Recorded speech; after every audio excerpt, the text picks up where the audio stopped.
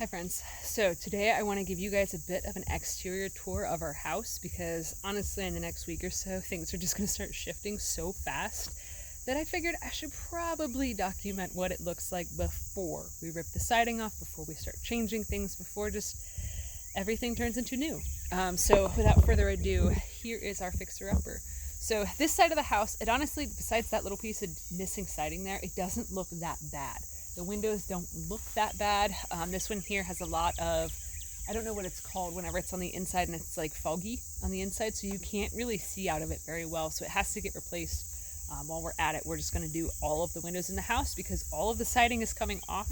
We might as well replace all of them. So this house was built, it was in the early 90s. I think it was completed in like 94, something like that. It was built in sections. So this house has a weird history, honestly. Let me set you guys down for a second.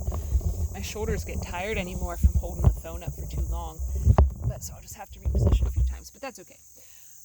So this house has a weird history to it. So when we bought it, we were told that it was a double wide. So we're like, okay, there's going to be steel underneath of it. There's going to be things that were done properly, things that are in place that we're just going to rock and roll with the double wide, and we're just going to make changes as needed. Okay, that was the whole goal of it. So after we were here and we started working on some things, it was very apparent to us that this was not built like a double wide, that things were just wonky. They were weird. So we ended up finding out from the neighbors who were relatives to the guy that built it, that originally there was a single wide trailer here. And what the guy did was he wanted to have a double wide, he wanted to have a bigger house, so he just started building. So he literally built a house around the single wide, and as he was building the house, he then was demolishing the single wide as it was inside of the house. So it's kind of like one of those things of like, how do you eat an elephant? And it's one bite at a time. That's basically what the previous owner did, was he would build out and then consume and break apart and tear apart the trailer, like one little room at a time. So it's kind of a weird evolution of the house. So I'm not sure exactly when it was started, but I'm assuming it probably took him a couple years to do the whole process. So it would have been the early 90s, and I think that it's on record as being finished in like 94. So the windows are all, at least 30 years old. The siding is over 30 years old. Vinyl siding becomes brittle. So a lot of stuff, like when you start there's a spot on the back of the house that when we first got here, the siding was like falling down. So I ran some screws in it. The wind kept hitting it. The wind kept taking it and making this god awful noise. So I tried to screw it in, and it basically just like crumbled and started falling apart because it's so brittle. So, I mean, even though it looks okay on camera, it's not okay. But so some of the good pieces I am going to salvage, and I'm going to use them for animal huts and things of that nature, just so that way they're, better protected, more waterproofed, that sort of a thing. But they're definitely not, they're dumpster worthy. So I try my best to repurpose and reuse as much materials as possible, but sometimes you just can't. Like plastic, you can only do so much with. So anyways, I'm gonna get up so I can show you guys around some more. I do have to readjust the camera though. That's a little better. So this area over in here is the worst spot of the house that we had found. When we looked at the place, we knew it was going to be really bad because honestly, where the floor met the wall, there was a gap like that big. Tons and tons of spray foam. The floor literally went underneath of this window. So without further ado, this is the worst part of our fixer-upper. So this is where the master area is at, the master bedroom. We will have to add a bathroom into this area just so that way our house does become a becomes a two-bathroom house. So this whole wall here, where you guys can see all the OSB, that had to completely be rebuilt because of all of the wood rot that was there. So the exterior of our house is these planks, is these boards here. So everything that the guy did when he built this place was from a local sawmill, so everything is like rough sawn lumber. So it's essentially like our house was built like 100 years ago, and he didn't use a level. So everything literally feels like it was built 100 years ago of wah, wah, wah, wah, curvy, lean, and it's got character. Lots and lots of character. We'll just put it that way. But so pretty much every floor joist in this whole room, this whole span of the wall here, I think there's like 10 floor joists that our contractor had to sister in massive sections. Like I'm talking like 5 to 6 feet long floor joists that had to be completely removed and then replaced because it was such bad wood rot. So that's all been addressed, but obviously the outside is waiting for us to have the money to be able to get all of this new siding. So then the house is going to be, siding's all going to get ripped off, and then we have the, I don't remember what it's called, the plastic wrap type stuff, but not this plastic, but the appropriate plastic wrap type stuff, house wrap, that's what it's called. The house will then get house wrapped and all that stuff that our contractor is doing. I'm not doing that. So this front porch here, it is in disrepair. So this is all rotted out. It's not really safe to walk on, to step on. Everything is just damaged, really badly damaged. So it does have these cool windows here. I am going to try to save the windows whenever we're pulling out the windows. I'm just going to actually leave them in the wood frames and cut the wood around there. So then that way the windows are all contained, less likely to break, because they would be honestly really cool to make a greenhouse with. So this door here has been replaced. All of the exterior doors have been replaced already. We got a pretty good deal on that. So I had a small car that we were going to get rid of because we didn't need to have two small cars, and our contractor needed a car. So I was like, hey, you want to barter? You want to bargain some work for the car? And he's like, oh yeah, let's do that. But so underneath of every window, we are concerned that there's going to be a good bit of rot, especially on this side of the house. This is the north side of the house. The entire land slopes towards this side of the house. There are no gutters on our house. So when it rains, all the water comes down, goes down, and then goes under. Pretty big problem. So that'll get rectified with having gutters. We're going to have to put a French drain in, that sort of a thing. But we're concerned about wood rot through the rest of the house because you guys can see some of the siding has come off of here. There are little bug damages and stuff, little bits of termite damage, things like that on the wood. The siding was never installed properly, so I don't know if you guys can tell or not, but that's just the bare wood right there. Nothing sealing water from going down. That was part of why in the master everything was so bad, was because the water from the rain would just come right down the side of the house, right down in front of the window, and then just go right in between the siding and the wood. Pretty big problem. So hopefully that won't be an issue here where there's another small window. But like I said, all of the siding has to come off. This side of the house, the floor does bounce quite a bit. We're hoping, really hoping that there's not going to be too much wood damage that's in the rest of the house. Nowhere looked as bad, like when we looked at it and stuff, nowhere looked as bad as in the master. There was no, that floor, like even when it had carpet on, you could tell from like 10 feet away, even in the pictures of the listing of the house, like you were like, oh, that's bad. That's real bad. So nowhere else looks like that. So we're hoping, really hoping that it won't be too bad. But some of the places the floor does bounce a little bit, but it's, like I said, it's nothing like that master area was. But so the house needs a massive amount of work. This front porch, like I said, that porch there needs to be removed. We are going to repurpose the roofing on it because it is good metal roofing.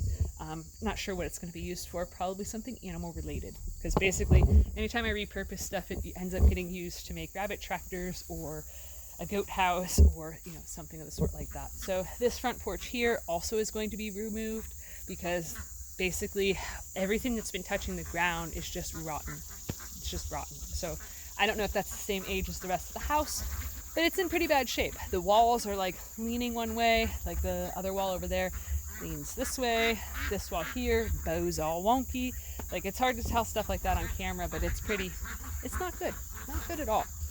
So that's going to get ripped off. We hope to have enough money to actually put a really large front porch on, because then that'll also make it so the roof line gets extended outwards away from the house. So then not as much water can then just run down and under.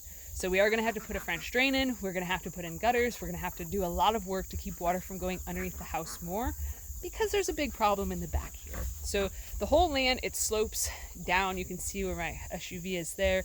From there, it gently slopes down towards the back side of the house. So as the water is coming off of the roof and going down, it's actually going underneath of the house now and washing out the foundation over here. So I have these buckets and stuff in place because our ducks and geese, they discovered all of this water here and they started playing in it. They started doing what ducks and geese do and just nibble, and have been working on showing us what the foundation really looks like. So this should all be covered in earth, but there's like a foot of exposed concrete there, the footer for the house. So that's a bit of a problem. So in order to keep them from doing what they do, I actually piled up some junk along the back side of the house here just as a preventative measure, so that way they can't make it any worse than it is. So when we had that big batch of rains in the past couple of weeks, like this whole area over in here was so bad with mud that you couldn't get through. Even just trying to step through, trying to walk through, it was really, really bad. So I took my hoe, made a trench, made it so that way the water had somewhere to go, and it just helped it a little bit. But I mean, it was really bad. We had a tremendous amount of rain. So we have a back door that's been added. Gotta move my weed whacker. I was weed whacking earlier today. Had a lot to get caught up with. There's so much weed whacking. When you have this much fence, like, you can never get all the weed whacking done. We have over 1,500 feet of fence here that I ran for the animals and the property line and a whole bunch of stuff. So basically, if you're obsessive with how the yard works, how it looks and stuff, you could spend your whole lifetime weed whacking. Thank God I'm not one of those people. But so this area here, there was a window here. It was a window just like that one. You guys can see spray foam there. So that's most likely going to have a good bit of rot underneath of here when we replace this window, because I put this spray foam in here in the wintertime because there was just holes, big holes. The house is basically Swiss. It's like Swiss cheese. But so whenever our contractor friend, he replaced the window here, turned it into the door, he found a good bit of rot that was underneath of the window, but it really wasn't a big deal because, well, we turned it into a door. So made a makeshift. These are my hillbilly steps here, just so that way the door can be usable and accessible. That platform will eventually, once we get a deck or patio or sun porch or something built here, that little platform that I made is going to be used for the chicken coop camper. So in that way, if we can have a nice little thing to step up on, so that'll be nice. But so yeah, I remember. So everywhere that there's supposed to be soffit and fascia on this whole back side of the house here, there's nothing. So that is all completely open for critters to come through, air to come through, bugs to come through. Whenever somebody had told us that after the owner had died and stuff and the bank was cleaning it out and whatnot, there was actually a raccoon that had accessed through the eave up there, got into the attic, broke through the kitchen ceiling, and was like running around inside of the house. They said there was like footprints all over the place. So bit of a concern. It's a pretty big hole, but you know, it'll get done. It'll get fixed. So then there's this big rubble pile back in here. This is where we have our wood stove pipe coming out of an old window. So when we got this place, there was not a window there. There was just a big piece of metal that the previous owner had ran his wood stove, his pellet stove, out through the hole, but no one ever sealed it up. So there's potential quite a bit of wood rot that is underneath of that window there. I had actually put plastic over top of it in the wintertime because I didn't want so many critters coming in, and there's a hole to go into the living room. Like I said, Swiss cheese. So big bunch of concerns and stuff as winter was getting ready to come and all that stuff, when we were still delayed on closing on the house, selling the house, and all of this stuff. We've been under a tremendous amount of pressure, a tremendous amount of stress, because it's like, we got this place in the wintertime of last year, so I know what this house is like when it's cold out. We moved in the end of February, so I mean, we know what winter's like here, and it is terrible, absolutely terrible, unless we got to get a new furnace. So lots to get done. So this area back in here, you guys can probably see there is a lot of wood rot up in there. I gotta be careful because there's a yellow jacket's nest up in there, so I gotta not get too close. So this junk pile here is waiting for our dumpster. A lot of this rubble is probably going to be used to work on basically filling in where the earth needs to be built up. So we probably will get some dirt, use some dirt to do that, but we'll probably also use some of this rubble just because we have it, so that way it just works on filling it in. If not, whatever doesn't get used for that project, we'll just get thrown into the dumpster. So yeah, there's a lot. Then there's the old shower that's been waiting for a while for the dumpster. So basically everything, we had anticipated that the old house would sell in a couple of months, and instead it was on the market from January until Friday was when we signed closing papers. So from January until Friday, so like 8 months, a little over 8 months is what it took us to sell the old house.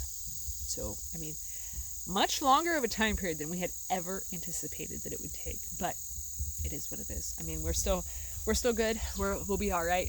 We have a lot of work that needs to be done, but it'll all work out. So hopefully winter will be slow to start. There's been some years in the past where it's been like mid-October where we've had to turn a furnace on at nighttime.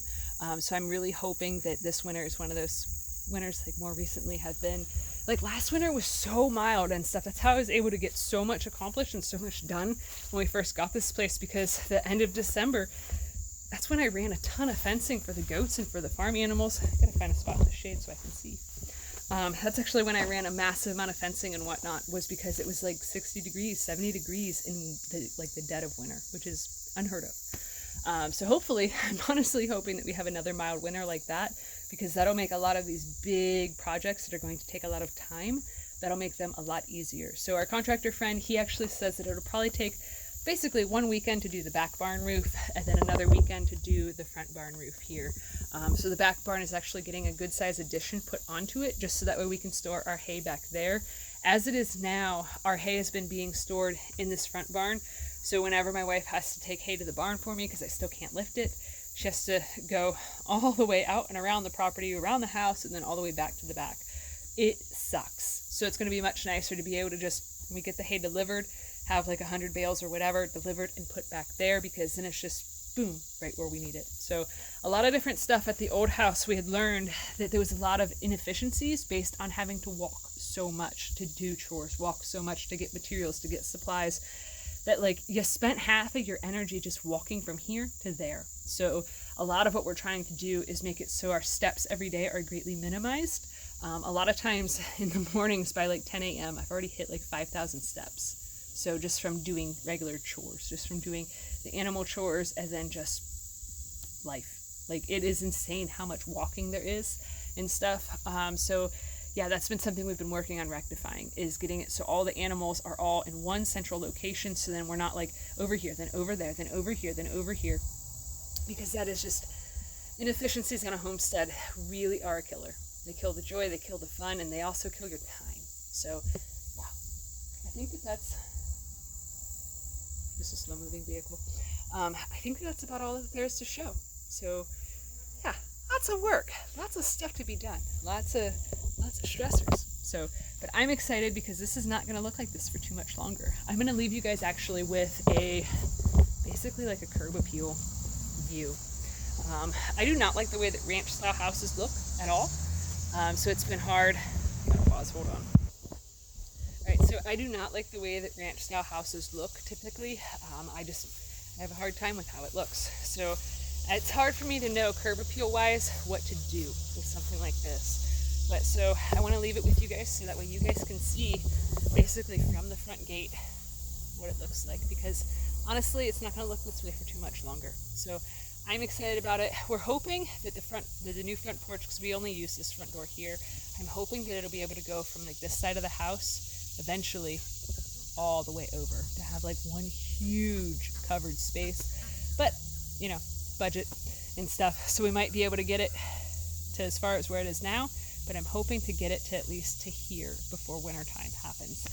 Just because the more front porch that we can do, the more covered area that we have in the front here, the better it's going to protect the foundation of the house, the better it's going to just keep everything safe from all of the water. Because you guys can probably tell everything slopes downwards. So where there's all of this muddy track over here, that's about where the French drain is going to go. So that way all the water runoff from the hillside here can actually get caught into the French drain. Some of it's going to go that way down into the pasture area. We'll probably dig a small pond, and then some of it will go the opposite way towards the garden, just so in that way the water is put in places that's actually going to be useful, actually going to be productive and purposeful. Trying to really think everything through several steps ahead throughout all of these different projects, so in that way we're not having to redo things. A lot of at the old house, there was so many times that I had to keep moving again and again and again, and shifting things and shifting the animals' locations and different things of that nature, because you don't know what you don't know. And throughout this process I've been like, yep, everything is going to potentially be moved, everything's going to be set around, everything's going to be shimmied and shuffled and stuff, but it's okay. I've thought a lot through a lot of different things, so I'm thinking and hoping and praying that not too much has to be shifted around. So yeah, I think that that's it. So I have a lot of stuff to move, a lot of stuff to do, I'm excited. nervous, stressed out, overwhelmed, but also very, very excited that this is all going to be better soon. This is all going to be better soon. And I don't have to worry about if our ducks, our Muscovies, are going to get up on that roof there and crawl through into the attic, and then me have to go in the attic to rescue them. I don't have to deal with that soon. Soon that's all going to be a issue of the past. Where I don't have to worry about coons walking around in the attic. And this is going to be nice. This is going to be so, so, so nice to have it all finished. So anyways, thanks for watching. Have a good one, guys.